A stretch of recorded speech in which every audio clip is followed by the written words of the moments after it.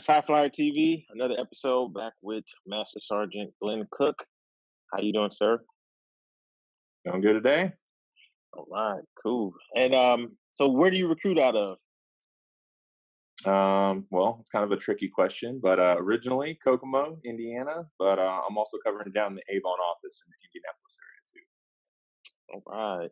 And Sergeant Cook's also the recruiter that did my shadow training, so it's kind of a full circle.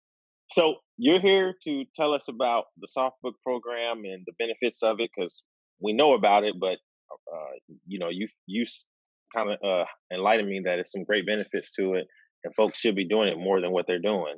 So I'll let too. you take the Absolutely. floor and enlighten us. Yeah, cool.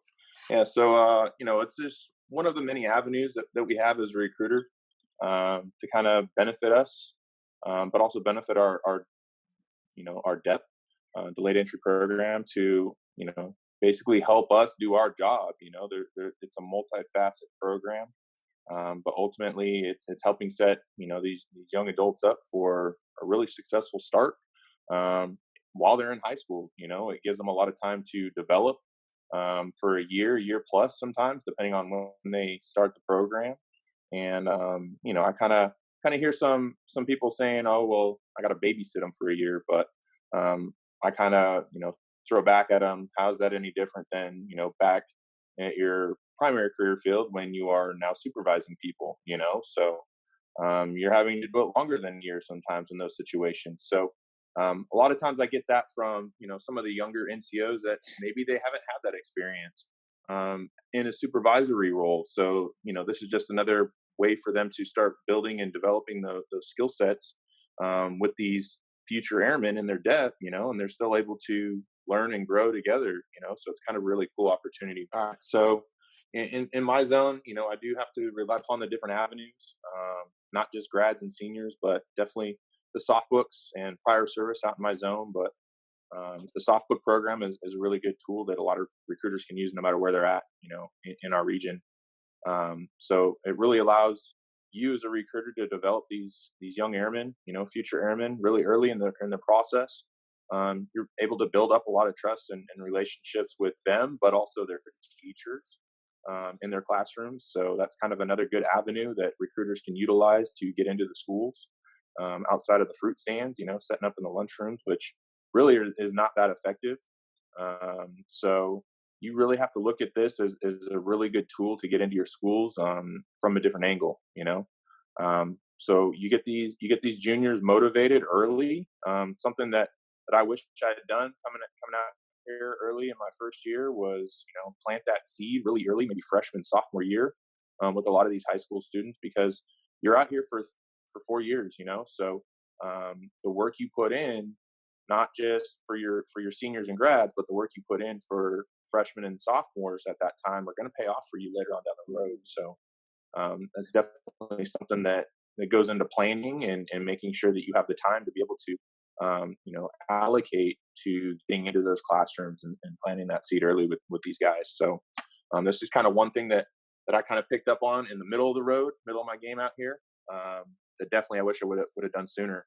But if you're able to plant that seed, get them, entertained to, all the great benefits the Air Force has, and push that, we are a college, kind of something that I set up with a lot of my applicants, parents and teachers is like, hey, what's the first thing you think of when I say the Air Force, and the first thing that comes to mind for a lot of them are jets and planes and all this other stuff. And then I kind of drop it like, did you know we're a college?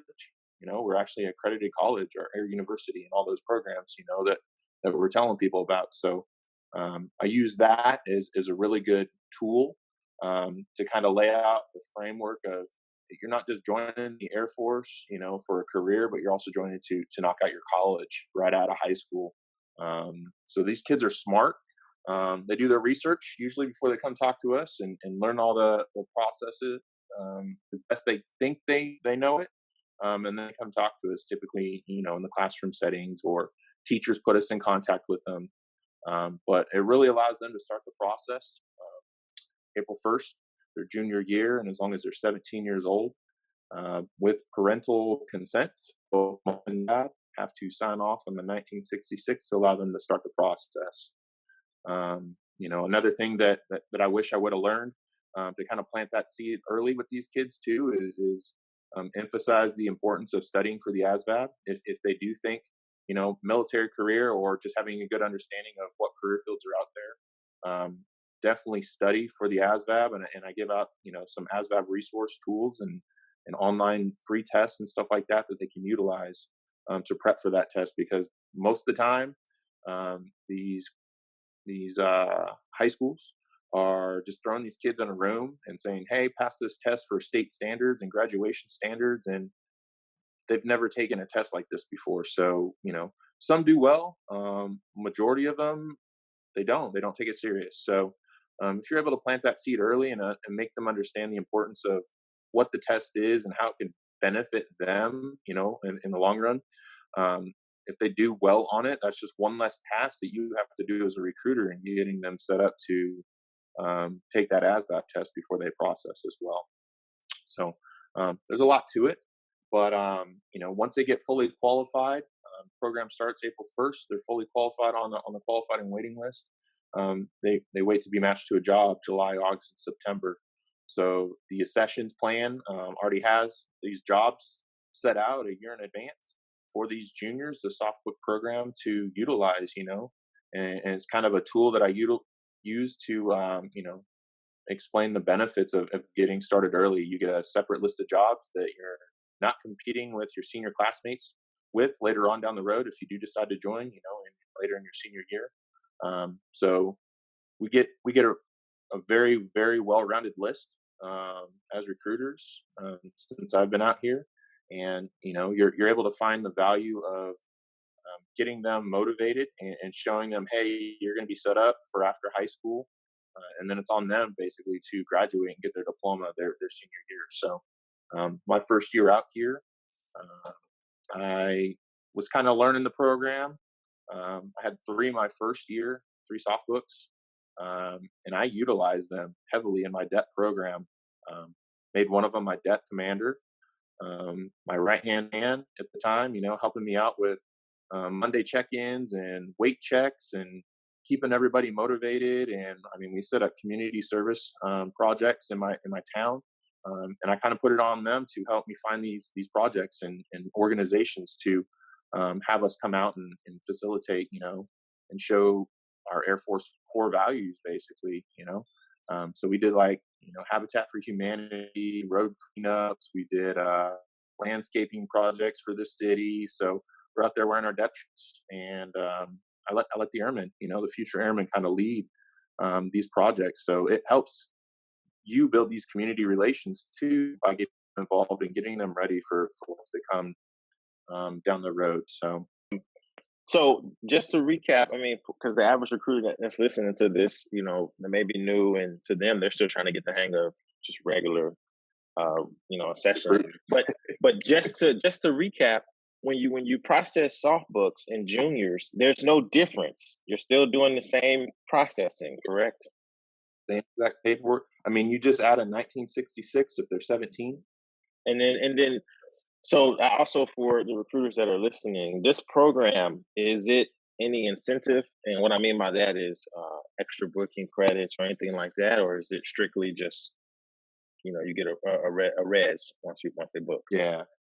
So once they're qualified, they're on your qualified and waiting list, waiting to be matched to a job. And then once they're matched to a job, July, August, and September, you get the reservation credit that fiscal year. So they have that set up before the October 1st. So that actually plays into your fiscal year numbers at the end of the year, fourth quarter. So that's a really good quarter for a lot of recruiters, because not only are they reserving your typical senior and junior job or senior and grad jobs, those junior jobs are like icing on the cake. So I know the pro suit, kind of incentivizes it and tells us, hey, that's just extra bookings, and don't rely upon those for those months. And as long as you that way, I mean, you should be able to come out on top. At least hit 100, ATB for the year. If not, kind of help you maybe boost your numbers towards a silver badge, that we've had in the past.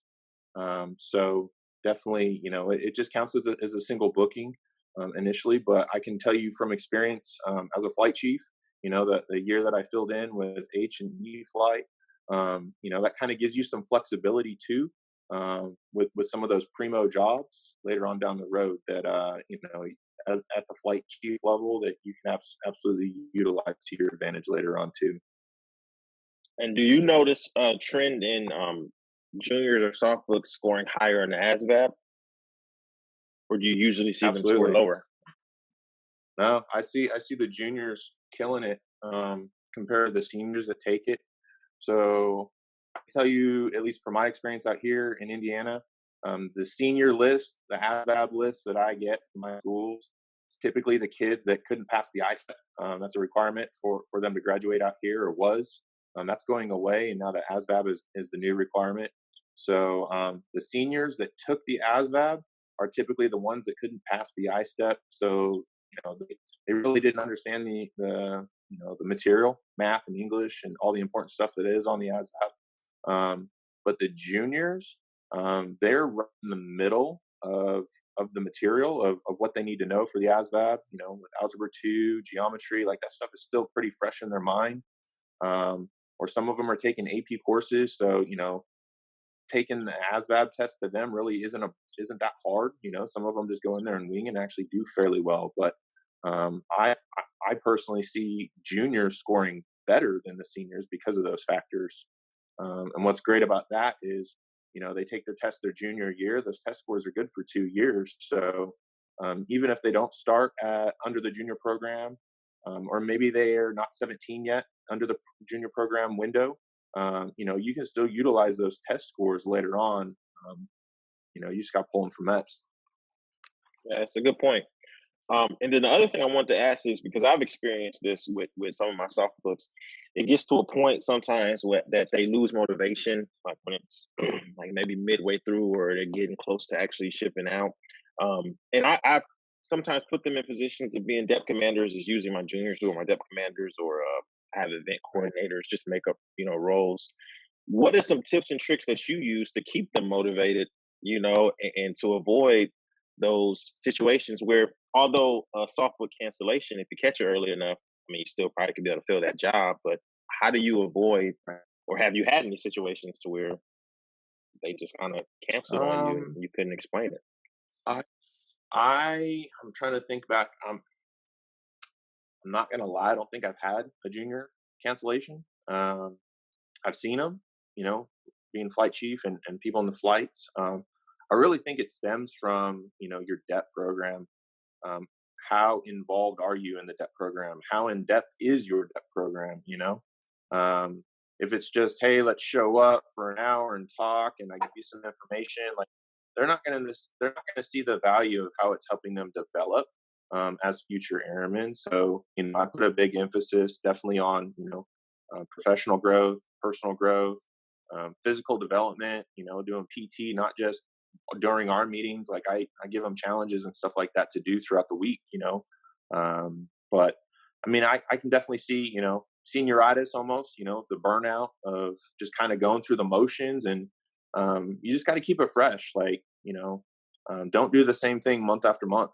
You got to change it up and have a plan. Don't just wing your depth calls. Like if you've got a plan, in place, you should be able to sit down for, maybe an hour, maybe 2 hours of your day and block out and, set up your depth calendar of what you're going to do, what you plan on doing for the year, kind of have your topics of discussion that you want to hit on. Set up your challenges, PT challenges or whatever. Like you got to keep them motivated, keep them involved.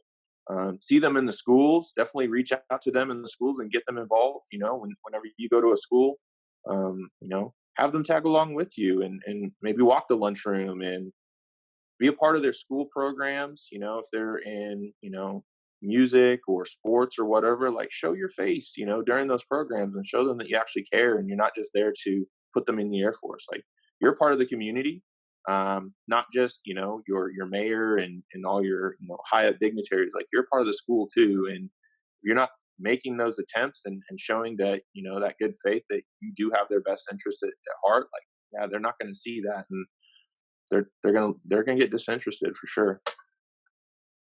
That's good advice. I think that's super important, but I like how you said that. I mean, it's not common for cancellations with juniors. So, for the recruiters out there, don't be nervous that, hey, I got to watch this person for a year because you can do it.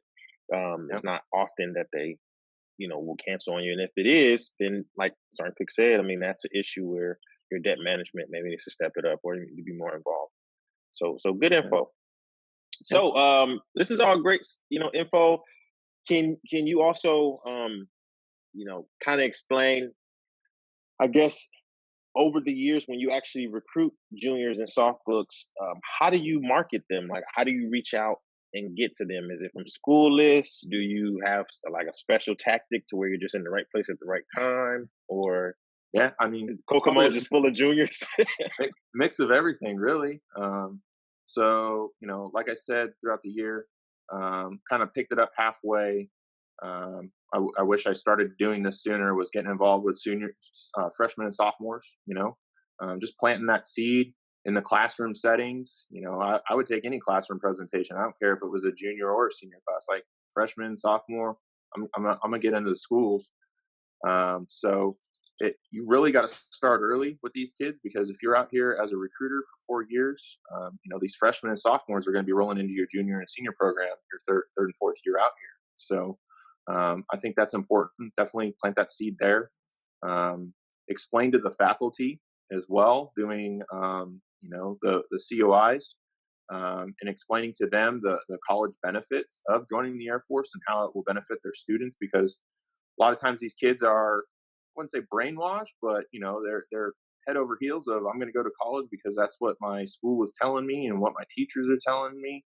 Um, we got to align our tactics, in terms of marketing and ad placements and stuff like that, flyers, whatever you got to do to kind of inline yourself with, hey, we're a college too, you can come to our college, and show them the benefits of, we're paying for everything and we're giving you a paycheck on top of that. So kind of use that as leverage of, you go to IUK or Ooey Pooey or Purdue out here in Indiana, like show them the bill of how much that's going to cost them and be like, how are you going to afford that? You kind of break that stuff down, and you can do that. Freshmen, sophomore, juniors, these kids are smart. Like, they're able to look all this information up before they even come talk to you, and kind of call you out on some BS. So don't just act like a recruiter. Kind of give it to them in real talk, real terms, and let them figure it out, because they're going to come back to you after they crunch the numbers. The smart ones typically do, and a lot of times, from what I understand and what I've seen throughout my years, is your strong juniors are typically top of their class. You're not always going to get the bottom of the barrel with the junior program, because the kids that are thinking far enough ahead into their future and how much is it going to cost them and can they afford it, like those kids are typically your analytical thinkers, a lot of times. So they're able to crunch those numbers, do their research, and really see the benefit of the program. So I mean, it's a little bit of right place, right time. I'm hitting them with the information at the classroom presentations. I mean, really just showing them how it's going to help them develop, be a better person. Not just joining a military branch, show them how it's really going to be impactful to their lives, and what that might mean to, maybe their families looking up to them, serving their country and stuff like that. So that's really kind of what I've used. But I would say it's a good mix of everything: right place, right time. Give them the information. Um, sometimes it comes from influencers in the schools, guidance counselors, teachers, could be grandparents. Hey, my son or daughter is a junior right now, and they're thinking about the Air Force. Great. Let me get their information. Let me just give them the information, talk to them, and let them make the decision for themselves. And then you get the families involved for sure. Good info. Hey, you sound very passionate about this and good at it. Hey, I know you say you're returning back to your career field, but any chance on staying? I mean, it seems like you could do this a couple of more years, Yeah. man. I'm, I'm, I'm passionate about everything and anything that I do. That's definitely something that I've picked up along the way. In the Air Force, definitely some good skill sets, and that was one of the main reasons why I wanted to become a recruiter. When I got DSD vectored out here, um, almost 4 years ago now. So, we're truly changing lives. At the front line here, and numbers aside, and awards and all that good stuff that the recruiters are tracking down and trying to hit in their EPRs. Like, we're changing lives. Like, that's huge. Um, like, I can't wait to, the last day I step out of my office, just take a picture of my wall of all my deppers that I've put in, and 100 plus, 200, three. I mean, there's a huge wall of names and photos that I'm gonna have, and get the capture of how many lives that I've changed just in this tiny little zone. Let alone what our squadron has done, in Indiana, Ohio, and Kentucky, and where everybody else is coming from. So, um, yeah, you got to have that passion of understanding how it changes those people's lives, for the better, and you're setting them up on a very successful path that you've probably walked, and showing them, and getting their families involved too. I mean, you're just adding to the Air Force family, and you're putting the right people in the right positions for the right reasons. Like, that's huge. Absolutely. Definitely, man. That's good stuff. So, the information you gave was great today. I do have one more question for you. Yeah. Okay, so this question may throw you off, it may not.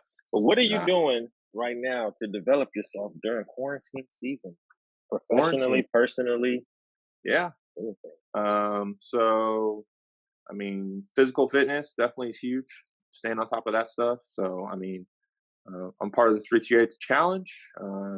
I don't always hit it every day. I mean, I'm doing stuff. It's just, do I log it? Our flight has our own, like, running stuff, that we're doing. That we challenge each other, and keep each other motivated. Um, I finished up a college course, back in February, March timeframe, right when this stuff was kicking off, and um, kind of prepping myself for going back to my career field, and doing some of the cyber stuff, and get my brain wrapped around some of the regulations that have changed and things like that, just to prepare for that next step of my process. But